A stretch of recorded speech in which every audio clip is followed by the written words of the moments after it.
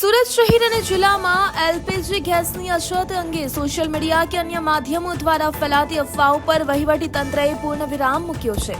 જિલ્લા પુરવઠા અધિકારીએ સત્તાવાર રીતે જણાવ્યું કે સમગ્ર સુરત પંથકમાં રાંધણ ગેસનો પૂરતો જથ્થો ઉપલબ્ધ છે અને પુરવઠામાં કોઈપણ પ્રકારનો વિક્ષેપ કે અછત સર્જાઈ નથી।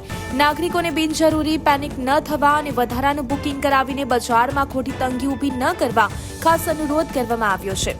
વહીવટી તંત્ર દ્વારા ગેસ એજન્સીઓ અને વિતરણ વ્યવસ્થા પર સતત નજર રાખવામાં આવી રહી છે, જેથી દરેક ગ્રાહકને સમયસર સિલિન્ડર મળી રહે। જનતાને વિનંતી છે કે પાયા વિહોણી વાતોમાં આવ્યા વગર માત્ર અધિકૃત સૂચનાઓ પર જ વિશ્વાસ રાખે।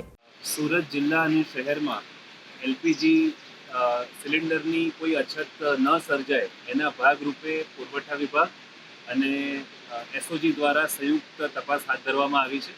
તમામ ગેસ એજન્સીઓ, તમામ ગોડાઉન્સ એના પર સ્ટોક અત્યારે અમે લોકો મેળવી રહ્યા છીએ અને કોઈપણ પ્રકારે કોઈ વ્યક્તિ કૃત્રિમ રીતે સંગ્રહખોરી કરી અને અછત ઊભી ન કરે એ માટેના તમામ તપાસ અને પ્રયત્ન અત્યારે અમે કરી રહ્યા છીએ, જેના કારણે કોઈપણ પ્રકારની સમસ્યા નહીં સર્જાય। અને તમામ ગ્રાહકોને અને મિત્રોને અપીલ છે કે આપ કોઈપણ સંજોગોમાં પેનિક બાઇંગ ન કરતા। સુરત જિલ્લામાં અત્યારે પૂરતા પ્રમાણમાં આપણી પાસે સ્ટોક અવેલેબલ છે અને તમને બધાને અમે સર્વ કરવા માટે અમે સક્ષમ છીએ। Thank you.